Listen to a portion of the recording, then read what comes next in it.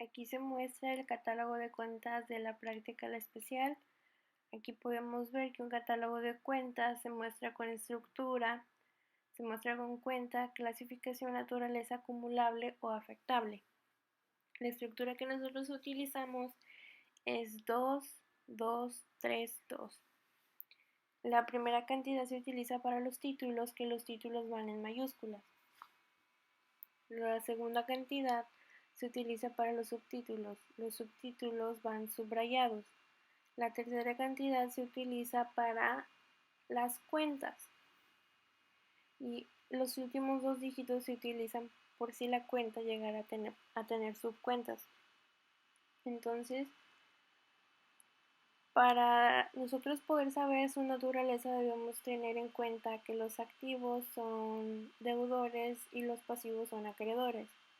Para saber si es acumulable o afectable, solamente los acumulables tienen más cuentas en sus cuentas, como por ejemplo el activo tiene su subcuenta que es el activo circulante. El activo circulante tiene su subcuenta que es caja. Entonces los títulos y subtítulos son acumulables. Y si una cuenta llegase a tener subcuenta, también es acumulable. Aquí se muestra el libro diario. Podemos ver que también cuenta con su estructura, con sus cuentas, con su parcial, su cargo y su abono. Entonces aquí el asiento 1 es el asiento de apertura, que normalmente ese te lo muestra el libro. El asiento 2, para saber qué cuentas debemos utilizar, debemos tener en cuenta la descripción del asiento. Aquí dice que fue una venta, entonces utilizamos caja porque al momento de vender en contado riguroso o efectivo, cheque o voucher, se utiliza caja. La caja, como es de naturaleza deudora, va en el lado izquierdo donde van los cargos. Después cargamos ventas con su respectivo IVA, que es el IVA por pagar. Entonces el IVA por pagar se hace por el 16%. Entonces ahí podemos ver que la caja está cargada con la cantidad correspondiente, que es la sumatoria de las ventas junto con su IVA. En el asiento 3 es básicamente lo mismo. Debemos de leer con atención la redacción que se nos está dando para poder determinar qué cuentas se deben utilizar y en qué posición se deben colocar.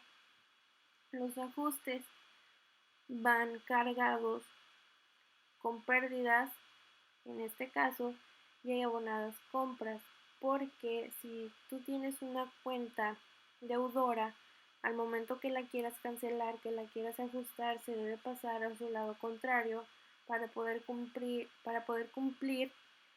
la regla de la partida doble, que a todo cargo le corresponde un abono. Entonces el mismo, como aquí ventas es abonada, se pasa cargada contra pérdidas y ganancias. Al momento de hacer las sumas iguales, se deben de sumar las dos columnas. Después pasamos a esquemas y en esquemas tenemos todas las cuentas estructuradas en forma de cuenta T. Aquí se muestran todas las cuentas con sus respectivas cantidades, como por ejemplo en caja se tiene cargado 50,000, 1,000,000, 102,000, 4,640 y 2,000. Ahí se indica de dónde fue sacado, de qué asiento fue sacada esa cantidad. Una vez que se tengan todos los cargos y todos los abonos, se suman para que te den sus respectivos movimientos.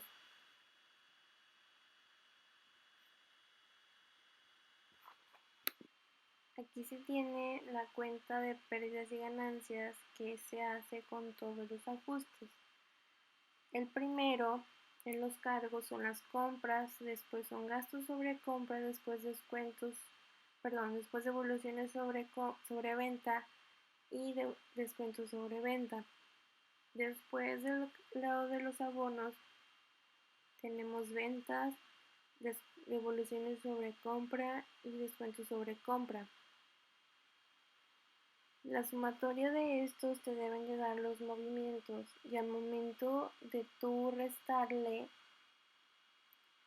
a los abonos, le vas a restar lo que te dio en cargos, te va a dar dependiendo la utilidad o pérdida bruta. Entonces, el saldo se va a pasar como el último ajuste. En la balanza también se tienen todas las cuentas, se tiene su estructura, movimientos, saldos, ajustes, saldos ajustados y balance general. Aquí se tienen todos los movimientos sacados de esquemas, todos los saldos sacados de los esquemas y los ajustes es basado en lo que ya dije, que todo cargo corresponde a un abono. Entonces, si tú tienes cargados 585,000, también debes abonarlos, y si los tienes cargados, debes abonarlos. Y así te vas a ir con todos tus ajustes. Y aquí, a partir de pérdidas y ganancias, se puede ver tu cuenta T que tienes ya estructurada en los esquemas. La cuenta T sale principalmente de la balanza de comprobación. De la balanza de comprobación sale la cuenta T y de ahí ya se saca si tú tienes utilidad o tienes pérdida. En los saldos ajustados se pone ceros porque esas cuentas ya fueron ajustadas. En el balance general se ponen los saldos solamente de la balanza, los saldos que ya se tienen puestos en balanza, hasta el capital social. Después tenemos la utilidad del ejercicio. Si es utilidad, se pone en la columna 6, en la columna 8 y en la columna 10. Pero en todo caso de que fuera pérdida, se colocarían en la columna 5, en la columna 7 y en la columna 9. Al momento de hacer las sumas iguales, debes tomar en cuenta tu utilidad para que así te pueda cuadrar tu balanza. Para poder nosotros hacer todo esto, se deben de tomar en cuenta mucho los esquemas de mayor, que son las cuentas T, y sacar correctamente todos los movimientos para no tener fallas en tus saldos, y así tu balanza pueda cuadrar correctamente y pueda cumplir con todo lo necesario. Por eso debes tomar en cuenta mucho la naturaleza y en qué posición se encuentra cada cantidad. En el estado de resultados se muestran todas las ventas, los gastos, compras, inventarios de la empresa. Entonces aquí vemos las cuentas ordenadas con su respectiva estructura y vemos de que las ventas totales se colocan en la columna 3. Las devoluciones y descuentos sobre ventas se colocan en la columna 2. La sumatoria de estos se coloca en la columna 4. Entonces, a las ventas totales le vas a restar la sumatoria de devoluciones y descuentos sobre venta que te da las ventas netas. El inventario inicial se coloca en la columna 3. Las compras y gastos de compra se colocan en la columna 1.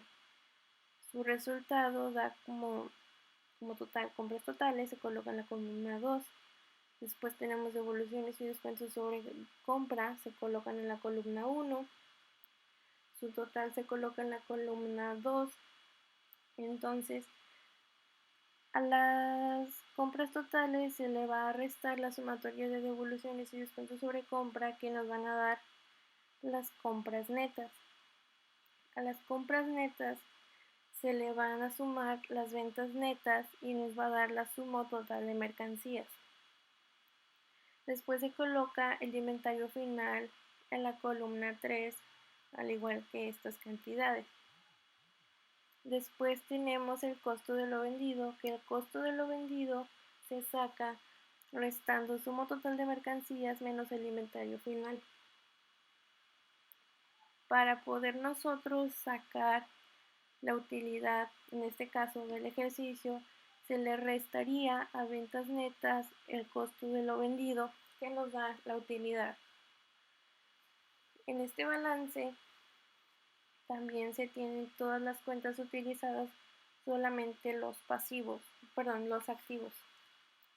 Entonces aquí utilizamos las mismas cuentas que se utilizaron en los documentos pasados, tenemos los respectivos saldos.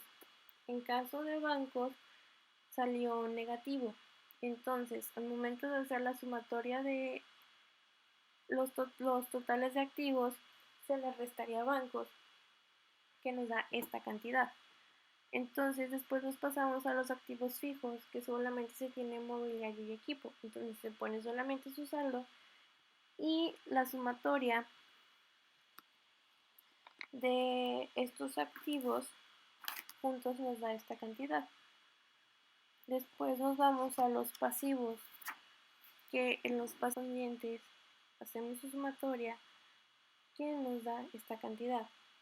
Esta cantidad la pasamos y al total de activos se le va a restar el total de pasivos que nos da esta cantidad. Después nos pasamos a los capitales y en los capitales colocamos las cantidades correspondientes, como es el capital social y la utilidad del ejercicio. La sumatoria de estas dos cantidades, capital social y la utilidad del ejercicio, nos debe de dar la misma cantidad que salió al restar el total de activo menos el total de pasivo. En este otro balance tenemos también las cuentas. También debemos de colocar los saldos. Igualmente, como tenemos bancos negativos, al momento de hacer la sumatoria de las cantidades de estas cuentas sale negativo. Entonces igualmente ponemos el fijo, nos debe de salir esa cantidad. Después nos pasamos a los pasivos y el capital. Igualmente hacemos lo mismo, hacemos las sumas, colocamos las cantidades correspondientes donde tienen que ir y al momento de determinar qué cantidad nos debe salir, debemos sumar el total de pasivos más el total de capital, que nos debe de dar exactamente la misma cantidad que nos dio en los totales de activos. Que aquí está, esta cantidad es igual a la otra, eso quiere decir que tu balance está cuadrado. Aquí tenemos una póliza de ingresos. En las pólizas son un documento que nos sirven a nosotros para saber con más claridad, con más precisión los movimientos que se hicieron en una empresa, los asientos que se tienen dentro de una empresa. Entonces, aquí tenemos el asiento 2, el asiento 7 y el asiento 8. Entonces, en las pólizas de ingresos se involucran las ventas y se involucran también devoluciones. Pues pasamos a la póliza de cheque. La póliza de cheque es utilizada cuando nuestra empresa hace un pago con un cheque.